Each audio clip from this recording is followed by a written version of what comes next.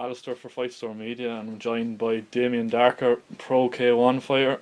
He's fighting on October 6th on Warriors FC 7 against Colm Neill. But before we get into that, I'd like to cast your mind back to May, to Warriors FC 6, and just talk to me about that knockout. Yeah, the knockout went viral, as everyone knows. Everyone sees the knockout. A lot of, everyone keeps talking to me about just the knockout, but it was a tough ass fight. It was a tough 3 rounds. Like, the knockout came in the 3rd round. People just see the knockout, but everyone that was there that night knows it was a really tough fight. It was forward and back for the 2 rounds, and then 3rd round was competitive as well. And then just landed the shot right in the button, and delighted at the end, to be honest, because it was a tough fight. It made it more enjoyable. It wasn't like I went in and blew him out of the water. It was a tough forward and back fight, so it made the knockout more enjoyable. Do you drill those spinning head kicks in training? Yeah, all the time. Like, it's just like throwing a jab, to be honest. Is that the first time it paid off in a fight for you? No, well, we've had spinning back kicks and spinning heel kick knockouts, so spinning back kicks to the body and spinning heel kick stoppages. But like, now that I'm fighting Pro K1, like, I used to fight full kind of kickboxing, so my feet would constantly be in a foot pad. So I feel like my feet are so much lighter. I feel like when it does land now, it is game over. It doesn't. It's no padding. It's just a heel. So I do feel like it's game over. And that knockout went viral. You became a little bit of an internet sensation after. Yeah. Just talk to me about the feedback you got from it and all the media. No, it was great. It was great because, as I said, it was a tough fight. So, like, the fight was. It would have been a tough fight and it wouldn't have been an amazing fight whether the knockout came or not, but I wouldn't have got the attention, and it still would have been just as hard of a fight. It wouldn't have made the fight any easier. The fight would have been just as hard, and it would have went on for longer, and it still wouldn't have got me the attention. But I'm glad, because I think that's what sets me apart from everyone nationally. I think I have those moments in me, and I don't think anyone else nationally does.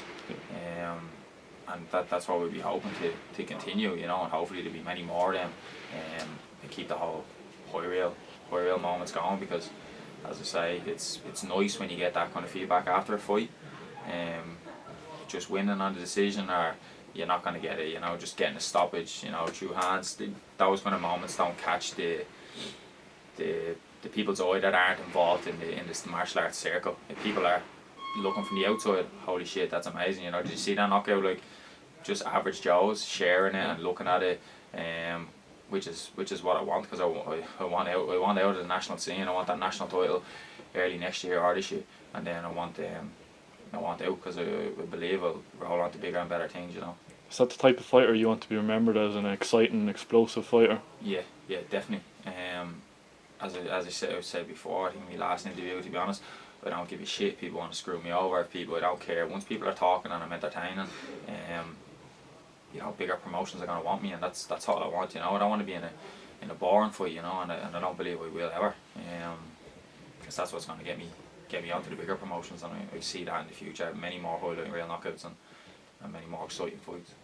And just about Lee, your opponent Lee McKibben, you didn't know too much about him going into that fight. Was he the toughest opponent you faced so far?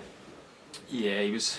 Yeah, Lee was really strong. He was. I don't. You hear people talking about the weight cuts. The way when you're coming up to a camp and there's Chinese whispers going on. Like, I hear, and people that are sparring, they're saying he was weighing this, he was weighing, all this kind of stuff. And suppose he had a big weight cut. He looked in great shape. I don't believe he had that much of a weight cut that he said. But he was strong on the night. He was strong. I didn't feel outpowered, and I never have. I don't cut much weight myself. People always say to me, because I know a lot of people that do have drastic weight cuts, and they're always asking, why don't you cut more? Because I don't feel I've been in there with someone that's made me think otherwise. I feel like I belong at anything from 80 to 78.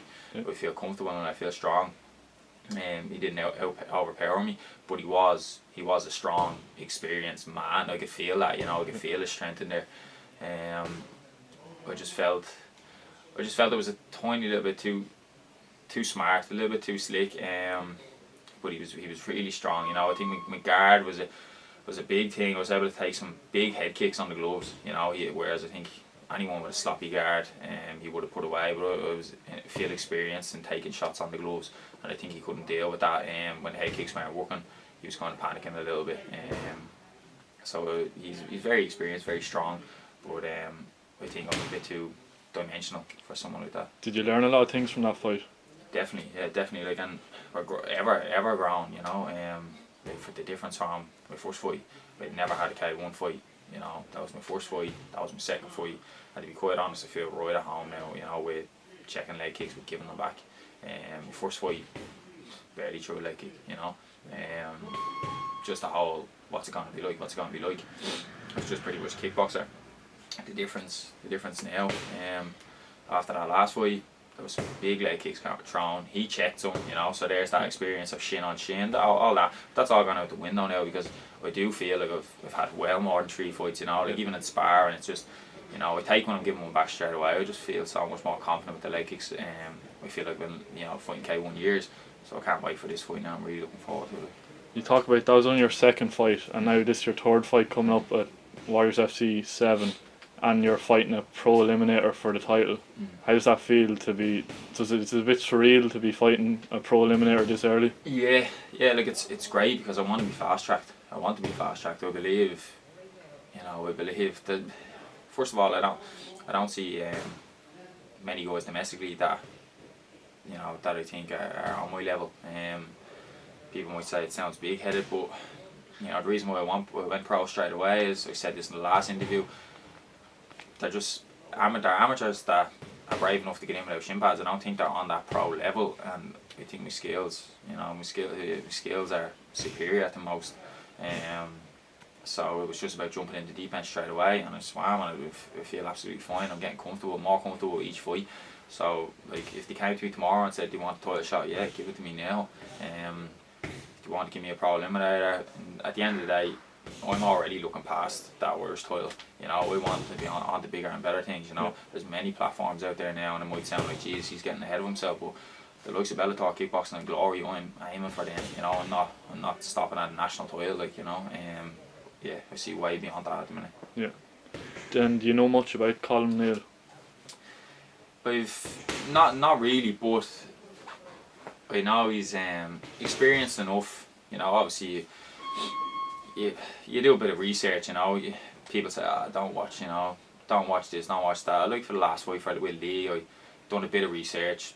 You know, you find some things, sometimes you don't find anything, but you're always trying to find out something. So you're not going in blind. He turns out to be a southpaw when you don't know. You know, you always try and find out something. It's stupidity not to. You know, people just say that, I think, thinking they're cool kids. But I've done a little bit of research on him, and he's experienced, because I know he fought pro on a show years and years ago. You know, an IKF show years back. So I know he's fought pro. But I'm confident with what I've seen. Obviously, the video I seen years ago, I just seen it and said, oh, he's fought since then. Yeah. It's just good to know he's fought since then, he's experienced. But I don't know anything off of the video, because I look at a fight of mine from 4 years ago or 3 years ago, and it's just not the same fighter at all. So he's only in the same boat. I've seen a recent enough fight as well of him. I think it was a year ago. That was another fight I found. Yeah, he's very good. Very good. Yeah. Tough fight, tough forward and back fight. He's very good, but like that, I know I'm not going to get any easy fights. You know, I'm going to be thrown in the deep end. Who's going to want to fight a guy with 2 fights? Who's going to want to fight a guy with 2 fights? There's nothing for the people to gain. Nothing for them to gain whatsoever. They see that I'm a dangerous opponent and they could get knocked out. You know, there's no one really domestically that's throwing shots like that. You know, who wants to get in with a dangerous opponent that only has 2 fights? If we beat him, one win, one loss. If we beat him, I'm supposed to beat him. You know, so I see people just ducking and diving, and that's why I'm saying, give me the title, because you need to dangle something in front of the people before they'll accept the fight with me. You know, so I think that the pro eliminator, if you beat, you know, Damian, you get a title shot. That's something that's there. So I'm glad they've done that. You know, it was a while we hadn't got a fight. You know, couldn't have get an opponent looking at shows, and so at least now we got one. Yeah. Have you got your eyes set on all those established fighters in the near future? Yeah, whoever's at the top. There's a few guys, you know, domestically that we've been offered the fight and stuff, and I'm not going to be dropping names, but we were offered the fight, and 100% give me that fight. Because like if I'm fighting every few months, I want the fights to be big. You know, I want out of here, and I keep saying that repetitive, but I want out of here. You know, I see I don't want to be on the domestic scene 10 years time. You know, I don't want to be. I'm not here to, as I said, just win a national title. You know, I'm here to win a national title in a year and then get out of here. You know, I want on bigger shows. At the end of the day, like I said in the last interview again, I'm not getting my legs kicked for free. I want to make as much money as I possibly can. Like, you know, if you have a tough fight like my last fight, it'll be banged up for a while. So like, there's only so many years I'm going to be doing this for. So I want to be making as much money as I possibly can. So I want to get out of the domestic scene soon. So. And it's your second time fighting on Warriors FC. What was the experience like the first time round? It was great. I was at the show the first time. Yeah, the first one where the main event this time was the main event that the last time as well. And I was just a spectator. Hadn't fought K1. That's when I was thinking about the move. I think it was before Christmas. I think it was before last Christmas. It was FC VII, that would have been. And yeah, I was watching it, and I was just watching it from a spectator point of view. And because remember we had actually been sparring, yeah, just coming up to that, we've been sparring with David Blaszke had been out sparring with us. So I can't support him because we had been doing a few rounds and stuff, and that was a great introduction to the K1. You know, that helped me a lot from the changeover. Just one sparring session was great, you know, because I knew, okay, I'm starting to spar K1, but this guy is the national champion, so it was great, you know, straight away.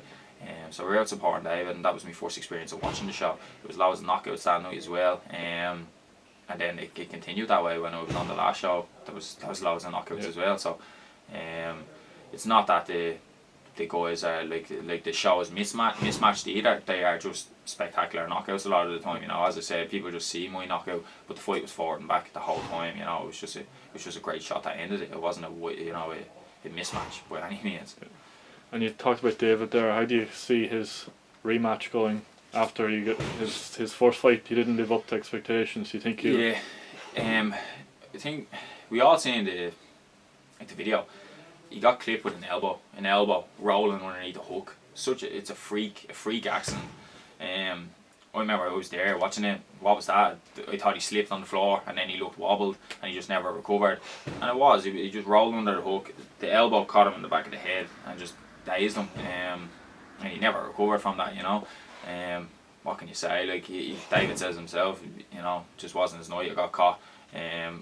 But it shows balls, you know, straight away. Like he wants the rematch again. Obviously, it's for his title, so your man wants the rematch.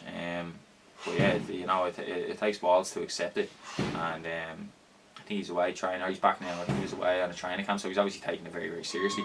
David's a lovely guy, and he's a great fighter. So I do, like, up until that it was a close fight. You can't take a lot out of 30 seconds or whatever it was, a minute into the fight. You can't take a lot from a fight after that. But I think as the fight goes on, David will you know, will pull away. He's a very smart fighter, so I see it like that. But anything can happen, like it did that night. So, but like that, at the end of the day, it's business, you know, because I'm fighting the winner. So yeah, I don't mind.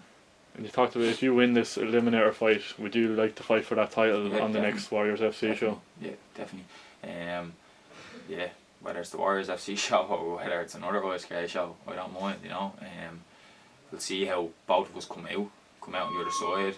Please God, I win. Whoever else on the other side comes out in good condition, I wouldn't mind doing it before the end of the year.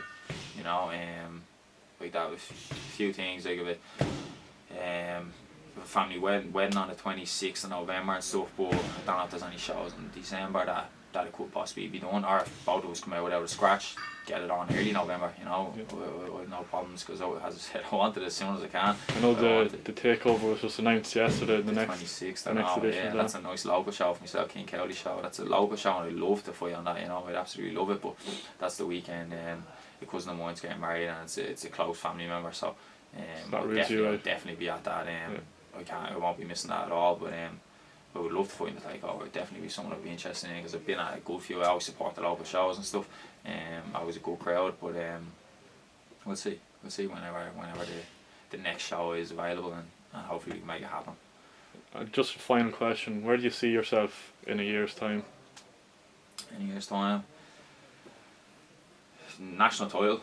definitely with the national title, and continuing the progress.